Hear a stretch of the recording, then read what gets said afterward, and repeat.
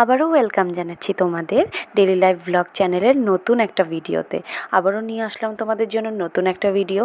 আমার জীবনের একটি নতুন দিন, মানে একটা নতুন অধ্যায় তোমাদের সকলের সঙ্গে শেয়ার করতে পেরে আমারও খুব ভালো লাগে, খুব আনন্দ লাগে। তো চলো আজকের দিনটা শেয়ার করি তোমাদের সঙ্গে। তো যাই হোক, আজকে সকাল সকাল উঠে পড়েছিলাম। তো কালকে রাত্রে খুব বৃষ্টি হয়েছিল।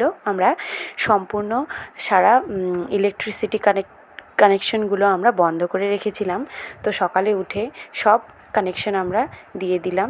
এখন ওয়েদারটা খুবই ভালো, আর এখানে প্রায় বৃষ্টি হচ্ছে। তো আজ আমি সকালে উঠে ইনভার্টার, তারপর ফ্রিজ, সবগুলো কানেকশন আগে দিয়ে নিলাম। তারপর সকালের কাম হয়ে গেল। আর এদিকে আমাদের বাড়িতে অল্প কিছু জিনিস আমরা বাড়ির জিনিস অনেকটাই খেয়ে থাকি, আর এরও ভিডিও আমি তোমাদের সঙ্গে আগেও শেয়ার করেছি, চাইলে তোমরা দেখে নিতে পারো। তো আজকে আমাদের বাড়িতে এগুলো কি জানো, এগুলো পুদিনা পাতা। তো এই পুদিনার গাছগুলো এই জল পেয়ে ভীষণ বেড়ে উঠেছিল, আর অনেকটা জায়গাও নিয়ে অনেকটা হয়েছিল। তারপরে এগুলো এখন বাড়িটা পরিষ্কারও করা হচ্ছিল। তার সঙ্গে সঙ্গে এই পুদিনা গাছগুলোও আমরা কেটে নিয়েছিলাম। এগুলো আটি করে আমরা বাজারে বিক্রি করার জন্য রেডি করা হচ্ছে। তার সঙ্গে সঙ্গে কিছু পুঁই শাকও কেটে নেওয়া হয়েছিল। এই পুদিনা আর পুঁই শাকের আটিগুলো বাজারে বিক্রি করতে নিয়ে যাবে আজকে আমাদের বাড়ির থেকে। তো তার সঙ্গে সঙ্গে এগুলো হয়ে গেল, আমি স্কুলের উদ্দেশ্যে বেরিয়ে পড়লাম। তো হেঁটে হেঁটে আমি বাস স্ট্যান্ডে চলে যেতে হবে। সেখান থেকে আমি টোটো নিয়ে নিচ্ছি। এখন টোটোতে করে আমি স্কুল যাচ্ছি। আমাদের বাড়ির থেকে স্কুল প্রায় 1 কিলোমিটার হবে ডিস্টেন্স। এখান থেকে 10 টাকা ভাড়া দিয়েই আমি স্কুলে পৌঁছে যেতে পারি।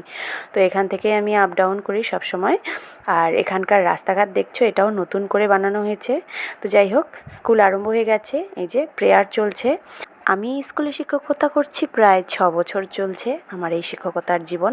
আর এই 6 বছরে আমি অনেক কিছু শিখেছি, এবং অনেক ব্যাচ এখান থেকে পাশ করে গেছে। অনেকেই অনেকটা শ্রদ্ধাও করে। আর এই প্রফেশনে আর কিছু হোক বা না হোক, অনেকটা সম্মান স্টুডেন্টের কাছ থেকে পাওয়া যায়। একজন শিক্ষকের কাছে এটাই সব থেকে বড় পাওনা হয়ে ওঠে। তো যাই হোক, এই যে ছোট ছোট বাচ্চারা এখন পড়ালেখা করছে। তারপর আমি স্কুল ছুটি হওয়ার পর বাড়ি চলে আসলাম। আর আমাদের বাড়িতে এই ভাদ্র মাসে বার ঠাকুরের পুজো আছে।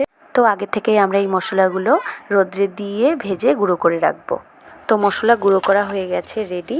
তো এটাকে আমরা আগে থেকে গুঁড়ো করে রাখা এই আদার গুঁড়োটাও আমরা একসঙ্গে অ্যাড করে তারপর আমরা সংরক্ষণ করে রেখে দেব। এটা যখন তাড়াহুড়ো বাজে তখনও আমরা এক্সট্রাভাবে এই মশলাটা রান্নাতে ইউজ করি।